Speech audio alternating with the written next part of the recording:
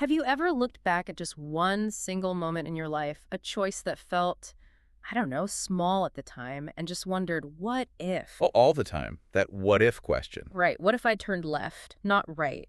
And you realize the entire trajectory of your life, maybe even the lives of people you love, could have pivoted on that one tiny decision. And today we are diving deep into a work of fiction that takes that exact premise and just runs with it with brutal complexity. We're focusing entirely on Florence Knapp's debut novel, The Names. It became this huge literary sensation when it came out back in 2025. It really did. And to map this journey for you, we've put together a really interesting stack of material. We have everything from super summary study guides that try to decode the timelines. Which you almost need. You do. We also have author commentary from Knapp herself, critical reviews that go from absolute praise to, frankly, ideological disagreement. Mm-hmm. And those slightly chaotic reader discussion threads, which are always essential for piecing together how a book actually lands with people. Exactly. So our mission today is to synthesize the book's main theme, this idea of the devastating impact of one choice, and clearly map out the three wildly different parallel realities that come from it. And then we really need to dig into the debate around the book's, I guess, fatalistic view of destiny, because a lot of people had issues with that. Okay, let's unpack this. So the story kicks off in a very specific time and place. Right. It's October 1987. It's right after the Great Storm has hit Britain. Total chaos. And our main character, Cora, is just completely trapped. She's in this abusive marriage. She's exhausted. She's just had a baby. And she has this one small administrative task that suddenly feels absolutely monumental. She has to go register her newborn son's birth. And the entire novel, its whole structure, just hangs on this single decision.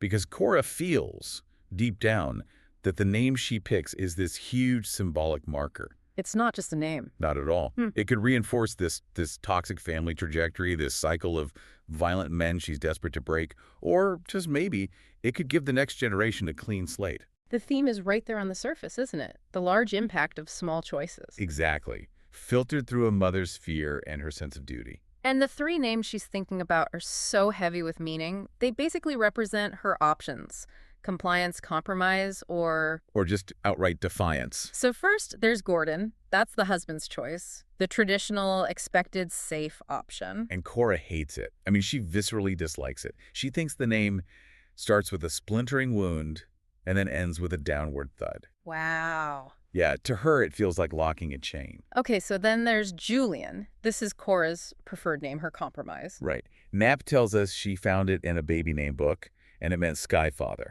So her hope was that it would, honor the boy's paternity enough to keep Gordon Sr. happy, but still give her son some space to be his own person. And get away from all that toxicity. Yeah. And then there's the third option. Bear. Which is just, it's maybe the most tragic, just because it's so innocent. It's not from Cora or Gordon Sr., is it? No, it comes from their 9-year-old daughter, Maia.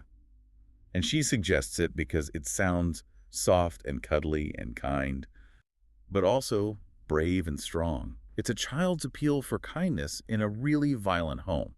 And Knapp's whole structural conceit is that the moment Cora picks one, the book literally splinters into three parallel realities. Perfectly parallel.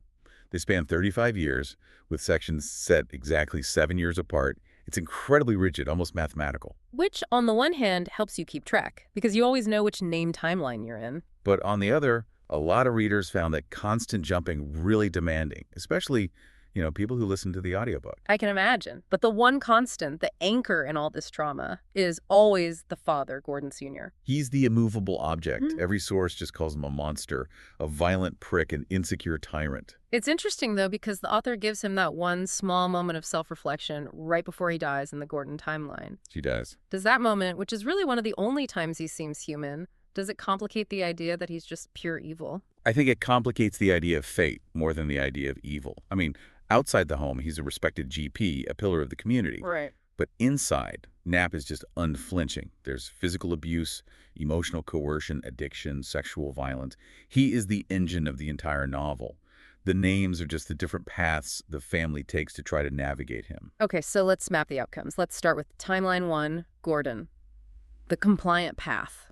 In this one, Cora just defeats. Yeah. She succumbs. She folds and helplessly agrees to the name Gordon. She chooses her own momentary safety over a confrontation. And the consequences are pretty much exactly what she feared. Generational repetition. Yeah. Gordon Jr. grows up plagued by those same family patterns. He becomes, as one source put it, an insecure, predatory twat who ends up forcing himself on a girl named Lily. So the cycle continues. Exactly. Her choice to comply ensures it continues. And what about Gordon Sr.? What's his fate in the timeline where he gets everything he wanted? He dies of a heart attack years later. It's a quiet end. But the novel gives him this final scene where he's contemplating everything he could have done differently. Oh, wow. Yeah, specifically, loving the people he should have loved. It's this sad, small moment of self-reckoning that only comes at the very, very end of his life. A kind of existential payment. Now let's move to where it gets really dramatic, the divergence that happens when Cora actually stands up to him. This is where the consequences become external and, frankly, shocking. Timeline 2 is Bear, the reckless path.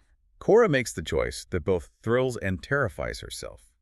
She chooses that gentle name Maia suggested. And the backlash is immediate and catastrophic. Gordon Sr. is so enraged by this tiny act of defiance that he commits murder. Right then and there. It spills out of the house. It does. The violence spills into the neighborhood. He launches this brutal attack on Cora, and their neighbor, a kind man named Vihan, tries to intervene. And in the struggle, Gordon throws Vihan through a glass door. He bleeds out and dies. It's this awful butterfly effect moment where her refusal to use a name results in the death of a completely innocent person. that's just heavy. Yeah. But wait, something about the timelines confused me. If he's such a monster, why does he get a smaller prison sentence for murder in this timeline? That's a key piece of Knapp's commentary.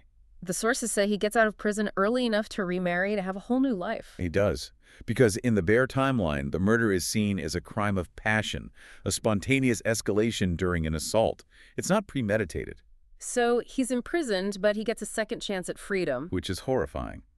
Cora's defiance, while maybe saving her from that immediate attack, ultimately leads to a lighter consequence for her abuser in the long run. But the real cruel irony here is what happens to the son, Bear. Oh, it's the most tragic part of the book. Despite the loving intention behind his name, he dies. So young.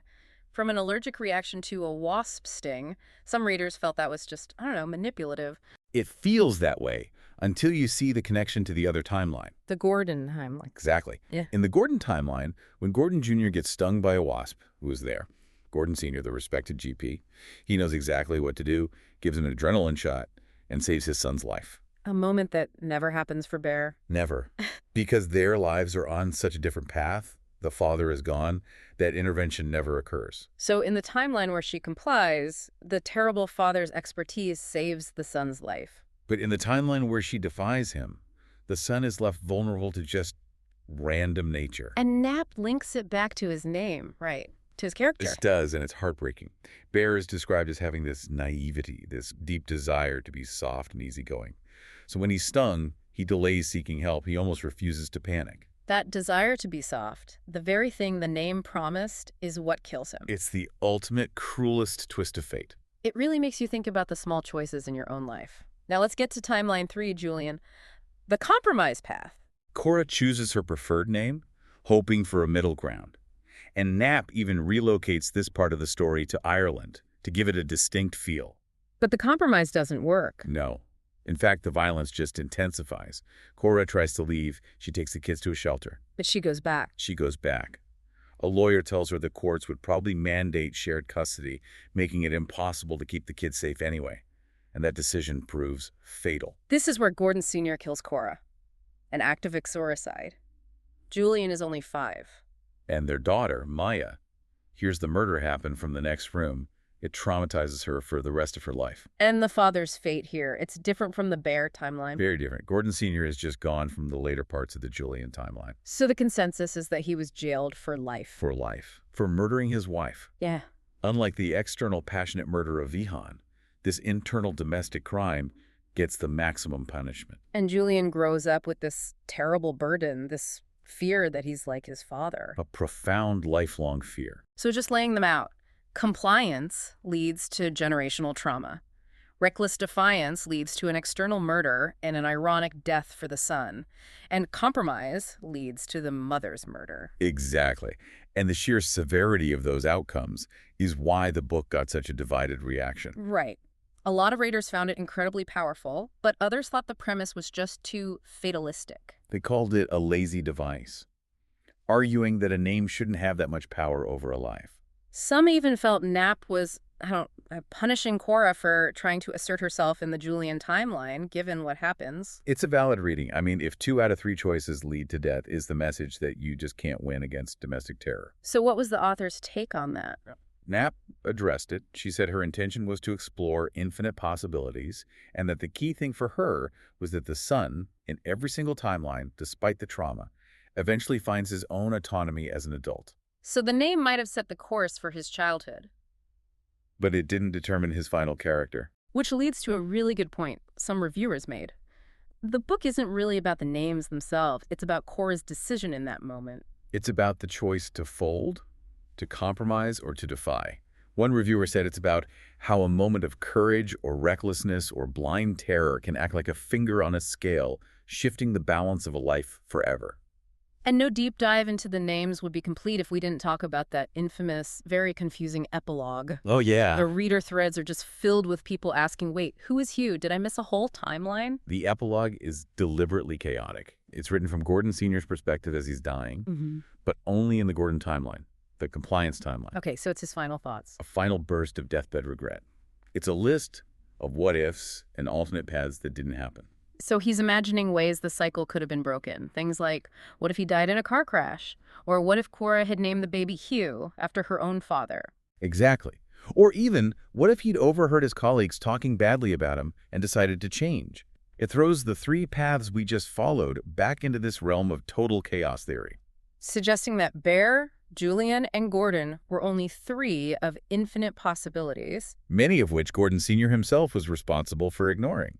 It ends the book not with an answer, but with this open-ended regret, implying the power wasn't just in the name, but in the millions of tiny choices leading up to that moment. So this deep dive has taken us through 3 paths, 3 names, and 3... He does.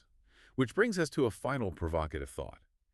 If one choice, like a name chosen under duress, can dictate such extreme trauma and triumph for a family, what does that imply about the weight of the tiny daily choices we all make outside of a crisis?